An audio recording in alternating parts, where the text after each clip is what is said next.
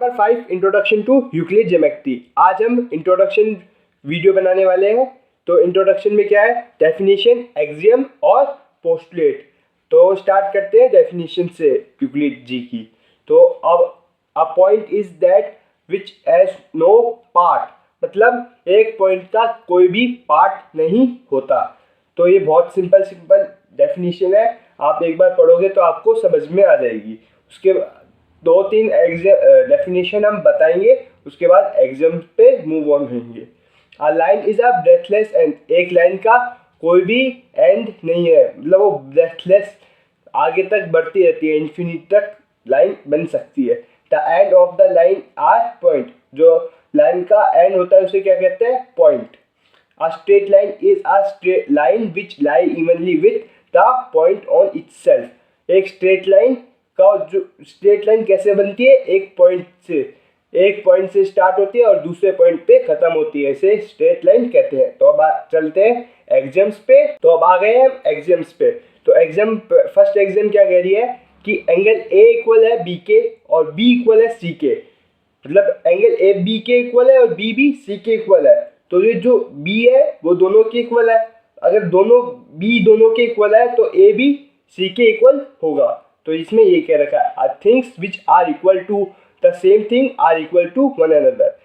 अब इसमें क्या कह रखा है, ये दोनों एक ही है, बस इसमें सब्ट्रैक्ट किए और इसमें ऐड किया, दोनों में एक में सब्ट्रैक्ट और एक में ऐड किया हुआ है। If equal are added to equal the whole are equal, मतलब कोई भी एक इक्वल नंबर ले लिया, जैसे इधर 4 ले लिया, इधर 2 ले लिया, तो प्लस करेंगे तो क्या आएगा 6, और इधर भी मतलब हमने 2 इक्वल ले लिए, ये यहाँ पे हमने 4 ले लिया, यहाँ पे 2 ले लिया, यहाँ पे भी 2 ले लिया, तो प्लस करेंगे तो 6 आएगा और माइनस करेंगे तो 2 आएगा। बस इधर यही कह रखा था। अब चलते हैं फोर्थ एग्जाम्स पे। तो फोर्थ एग्जाम पे क्या कह रहे हैं, things which coincide with one another are equal to one another, मतलब कोइंसाइड का मतलब चिपकना, एक दूसरे से चिपक रही है। जो दो लाइन अगर चिपकेगी तो क्या बनेगा, एक इक्वल साइज की लाइन बनेगी। इधर ये कह रहे हैं the whole is greater than the part, मतलब होल मतलब जो इक्वल है, मतलब जैसे आप एक पिज़्ज़ा का एग्जांपल लेके समझ सकते हो। जैसे एक पिज़्ज़ा है, पिज़्ज़ा में से एक स्लाइस निकाल ली, तो जो पिज़्ज़ा है वो एक स्लाइस से बहुत बड़ा है, ये कह रखा है। तो अब आगे चलते हैं 6 और 7 एग्जाम्स पे। तो 6th एग्जाम और 7 एग्जाम दोनों एक जैसी है, बस इसमें क्या रखा है डबल, इसमें क्या रखा है हाफ करना होगा तो क्या करना पड़ेगा, डिवाइड, और डबल करना है तो इनटू। तो अब क्या इसमें क्या रखा है कि अगर A और C दोनों हमने ले लिए 40 और यहाँ पे हमने ले लिए 20, एंगल B 20 ले लिए दोनों, तो अब इनटू करेंगे तो क्या आएगा आंसर 40 और 40। तो बस इधर यही कह रखा है कि एंगल A एंगल B के इक्वल है, एंगल C एंगल B के इक्वल है। तो इसमें फर्स्ट जो एग्जाम थी वो ये एंगल A B के भी इक्वल है और एंगल B C के भी इक्वल है, तो एंगल A और एंगल C दोनों इक्वल है। बस इधर यही कह रखा है। और इधर ही 7th में भी यही कह रखा है, बस इसमें क्या कह दिया, डिवाइड कर दिया।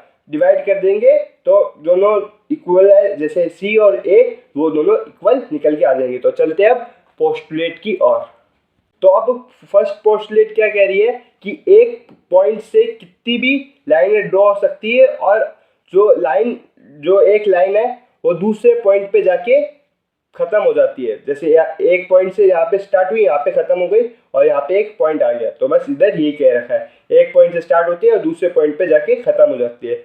अब चलते हैं सेकेंड पोस्टुलेट पे। तो सेकंड पोस्टुलेट कह रही है कि एक रुकी हुई लाइन और एक तरफ से बढ़ती हुई लाइन कितने भी दूर तक जा सकती है, इंडेफिनिटली का मतलब अनलिमिटेड, आगे तक कितना भी वो बढ़ सकती है लाइन। अब थर्ड पोस्टुलेट कह रही है कि एक सर्कल कितने भी रेडियस का और कितने भी कोई से भी सेंटर में और कितने भी रेडियस का बन सकता है। अब चलते हैं पीछे 4th और 5th पोस्टुलेट देखते हैं। तो 4th और 5th पोस्टुलेट क्या कह रही है, 4th कह रही है all right angle are equal to one another, मतलब दो राइट एंगल एक इक्वल होते हैं, अगर इधर 90 है तो इधर भी 90, दो मतलब दोनों इक्वल है। अब 5th पोस्टुलेट क्या कह रही है, इफ अ स्ट्रेट लाइन, अगर A B और C B एक स्ट्रेट लाइन, मतलब ये एक्स लाइन है, if a straight line following on to straight line मतलब A और B और सी और डी के बीच में एक एक्स लाइन क्रॉस हो रही है और वो क्या बना रही है, इंटीरियर एंगल। इंटीरियर एंगल सामने सामने बनते हैं, ये 1 ये 2 ये 3 ये 4, दोनों में से कोई से भी इंटीरियर एंगल को अगर प्लस करेंगे, जैसे 1 और 1 को प्लस 1 और एंगल 2 को प्लस करेंगे तो आंसर जो आएगा उसका 180 डिग्री से कम आएगा। या 3 और 4 को करेंगे तो भी उसका 180 डिग्री से कम आएगा। वो क्यों होता है, angle is less than the two right angle. Two right angle का मतलब होता है 180 डिग्री, 90 प्लस 90 180 डिग्री। तो ये हो गई सारी पोस्टलेट कंप्लीट और सारे एग्जाम्स कंप्लीट। आपको इसे अच्छे से लर्न करना है।